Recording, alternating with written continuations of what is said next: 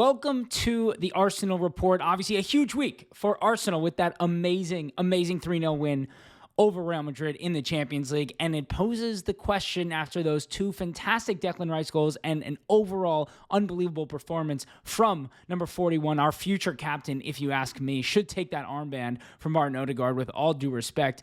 Where is Declan Rice best? Because I can promise you, Mikel Arteta, when he purchased Declan Rice, that plan was not to play him as the left-sided 8, far up the pitch, receiving on the half turn, receiving in the box. But he has forced an issue where, at this point now, back-to-back seasons with 7 goals. Still has a little bit of a way to go this season. He had 10 assists last year, 8 assists so far this year, and he's getting more and more comfortable playing as that left-sided 8 who's getting into the box, who's driving at defenders, who's able to play those balls in behind, who's able to receive in the box and make things happen. Obviously, we know his set-piece delivery off corner kicks has become maybe the best in the world. We just saw him score 2 of the best free kicks that Arsenal have ever scored, let alone in the last 5 years. I mean, think about the amount of times we've seen free kicks go straight into the wall. And yes, that has nothing to do with where he's going to play on the pitch, because he could play as a 6, he could play as the goalie, he could take free kicks. But it just shows the amount of attacking threat that he is starting to pose as a midfielder. And I think that the future of Declan Rice is going to continue to be in that more advanced position. Look, we're going to get Martin Zubimendi this summer. That appears to be final. But even if we don't, that's a sign to me that Mikel Arteta sees Declan Rice as a player who can do more than just play as a holding midfielder. And it's crazy to say, because with Rodri out, this was an opportunity for Declan Rice to cement himself as the best 6 in world football. And I'm not speaking in hyperbole. Last year, if you recall, before Jorginho started to get a run in the side and Declan Rice was playing as our lone 6, Partey was out for most of the season, all the talks were, who's the better 6, Rodri or Rice? Rodri or Rice? Rice is becoming the best 6 in the world.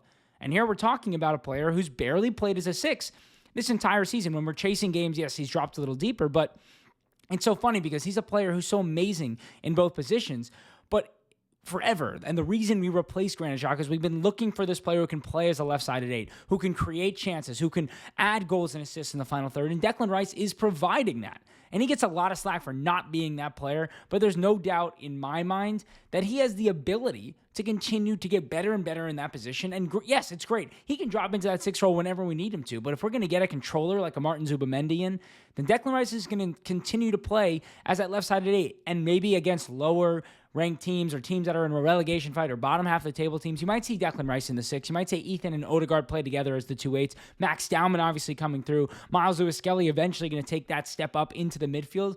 But Declan Rice's best position right now and through the end of the season with Arsenal is going to be as that left 8, and he's going to continue to score goals and assists. I wouldn't be shocked if he gets to double digits of both, even though there's, 8 Premier League matches left, potentially 4 Champions League matches left. I wouldn't be shocked to see him get 5 more goal contributions, especially the assists, because that corner kick delivery has been so deadly. And that just speaks volumes to Mikel Arteta, who we need to talk about next, and what the rest of the season means for Mikel Arteta. Because going into this year, I think the common theme was, if Mikel Arteta does not bring a trophy to Arsenal, then there needs to be some serious questions asked. I've never ever been on that page of Mikel Arteta out at any stage, at our worst moments under him. The thing about Arteta is it's always extraordinarily clear what the path, what the method is, what the plan is, what the tactics are. He is not going out there and changing it depending on who we're playing against, the way Unai Emery used to do. He's not going out there and seeing his team flail. Yes, sometimes we struggle to create goals, and I think a lot of that has to do with the profiles that have been brought in, the lack of money that's been given to Arteta at times, which I know is crazy. People are like, he spent yada, yada, yada. Look at what Chelsea spent. Look at what United spent. Look at what City spent.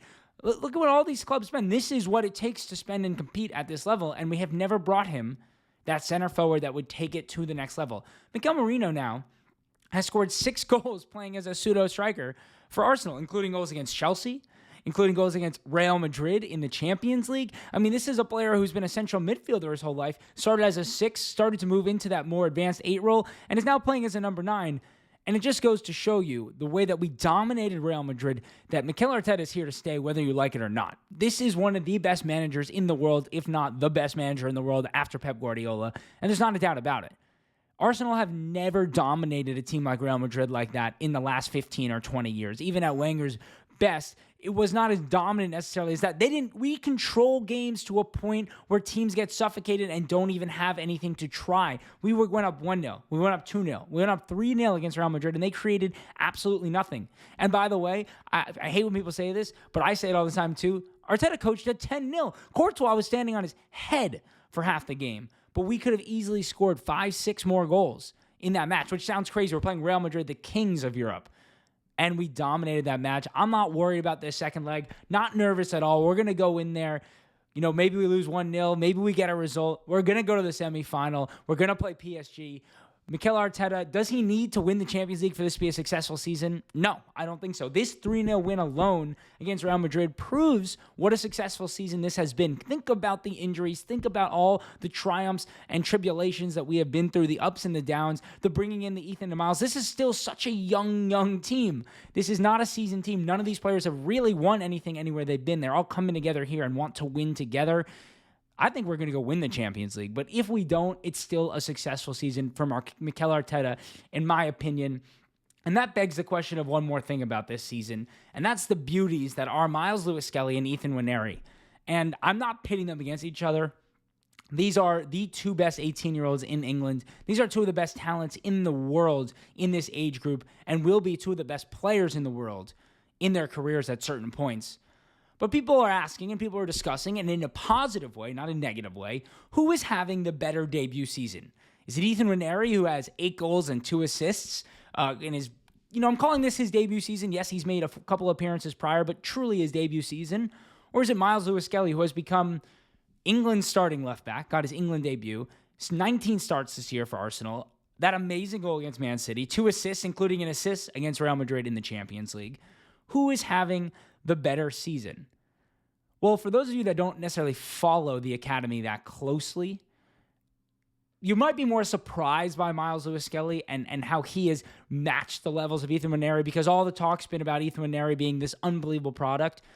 But if you ask me, Miles Lewis-Skelly was always going to have a better time integrating into the side because of the way that he plays. His physicality, his ability to never lose the ball, no matter what kind of pressure he's under, it allows him to make imprints on matches so much easier. He can take a stranglehold on a match because of the type of bouncy player that he is. And Ethan, he's the kind of player where the game has to come to him a little bit. When he gets the ball at his feet, he'll make the game his own.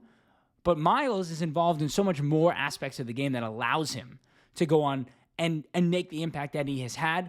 And his mentality, the way they're so different, right? Ethan's more of this quiet, humble type of player who has this flash of brilliance that comes out, whereas Miles is this confident and strong kid who knows how to do everything he needs to do and is trying to learn a new position at the same time. And he's fought through more adversity than Ethan has had to fight through. Both these kids are unbelievable talents, and I'm thrilled to get to watch both of them play for Arsenal, coming through the academy, achieving their dreams together. These are two kids who've been playing since they're 8 years old at Arsenal together. But what Miles has done should simply not be looked past in any way, shape, or form. It's unseen before at Arsenal at the very least. This is a player who nobody knew was going to even really get a chance this year, who has become Arsenal's starting left back, has become England's starting left back, scored a goal on his debut for England, bossed Real Madrid in the Champions League, did not let anything happen down that side. As I mentioned, fought through that adversity that I think actually could have, crumbled somebody of his age, but just took it on the chest. And he's a future midfielder for Arsenal and has made that claim his own. And you know what? For Ethan, he's been platformed for a long time to be this amazing talent, and that's who he is, and he has taken that as well. But Miles has said, you know what? Let's have a little bit of fun competitiveness between the two of us and see who can really be the star. And they're going to be stars together for Arsenal, which is very exciting to have a couple of 18-year-olds who are doing that. But there's another 18-year-old on the radar for Arsenal, and that's Dean Huijsen from Bournemouth, the center back, the very talented young center back who, according to David Ornstein, is somebody who Arsenal are already speaking to about a potential £50 million transfer this summer. Huijsen's agents are talking to Arsenal, Chelsea, Liverpool, Manchester United, Real Madrid, you name it, big club in Europe, they're talking to him. And so the question begs, do Arsenal need to spend £50 million on another center back? Listen, this is one of the best young center backs in Europe, and if you have the opportunity to get him, of course that makes sense. But if that's going to hinder our ability to sign a striker, a left winger, another midfielder, then the answer is simply no. Gabriel and Saliba are simply two of the best center backs in the world and maybe the best center back pairing in the world. So am I spending £50 million on a player who only plays if one of them two is not fit? I don't think that I am. We have good cover. We saw what Jakub Kiwior did. Do we need to sell Kiwior for £15 million to go sign Huijsen for 50? Listen, Kiwior is not excellent, but can he do a job against Mbappe? Yes, he just proved that he can. Can Calafiori, who we just spent a nice chunk of money on, play that role? Well, we need to see and give him that opportunity before we go buy Dean Huijsen, because he's also somebody who's been brought in to kind of back up that position. Is Tomiyasu ever going to play again? Is Ben White a potential center back? Timber can play in those positions. We have a lot of players for those positions. Do I think we might go sign a left back this summer so Miles can play more midfield? I 100% do, because I think Zinchenko will leave. I think Kieran Tierney will leave. That leaves two left backs who are out the door. Tomiyasu, as I mentioned, probably maybe out the door. So yes, there's room to bring a left back in my opinion. But to go spend £50 million on a center back doesn't make a lot of sense to me unless the rumors about Gabriel going to Saudi have any truth to them. But from my understanding, they do not. I think we're going to spend our money first on Zubimendi. That deal's almost done. A striker, number 2. And then obviously a winger to maybe come in and challenge Martinelli for that spot, but also just provide some depth for Martinelli and Bukayo Saka. And that's Arsenal Report today, and we'll be back with you tomorrow.